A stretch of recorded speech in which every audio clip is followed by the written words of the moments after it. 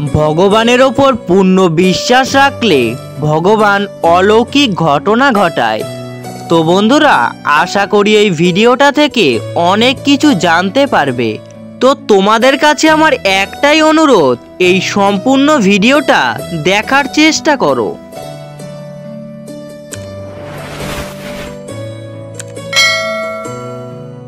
তো এক সাধু নদীর পাড়ে বনের মধ্যে তপস্যা করছিলেন। নদীর অপর পাশে একটি গ্রামে একজন বৃদ্ধা বাস করতেন। তিনি ওই সাধুর প্রতি শ্রদ্ধাশীল ছিলেন। তিনি তাকে প্রতিদিন এক পাত্র গরম দুধ দিতে শুরু করলেন। সাধুর কাছে আসার জন্য তাকে নৌকায় নদী পার হতে হতো। তো সবসময় নৌকা পাওয়া যেত না, তাই মাঝে মাঝে তাকে অনেকক্ষণ অপেক্ষা করতে হতো।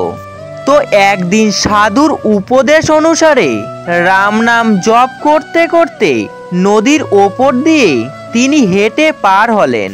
এইভাবে তিনি বিনা বাধায় নদী পার হলেন। তো সাধু বৃদ্ধকে প্রায় একই সময় আসতে দেখলেন। তো অনেক দিন পরে তিনি জিজ্ঞাসা করলেন, মা, তুমি কেমন করে রোজ একই সময়ে দুধ আনতে পারছো?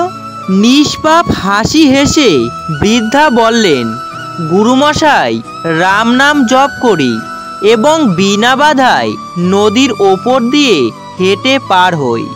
তো সাধু অত্যন্ত অবাক হয়ে গেলেন এবং বৃদ্ধার কথা পরখ করতে চাইলেন।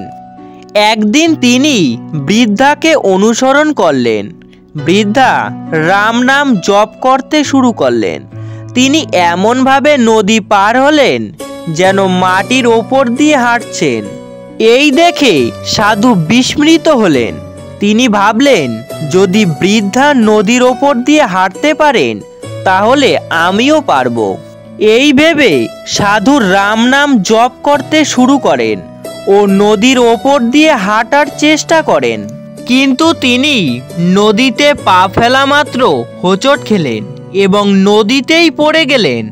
আর তার পূর্ণ বিশ্বাস না থাকায় জলে ডুবে নিজের প্রাণ হারালেন। তো বন্ধুরা, আমরা এই গল্পটা থেকে কি জানতে পেরেছি?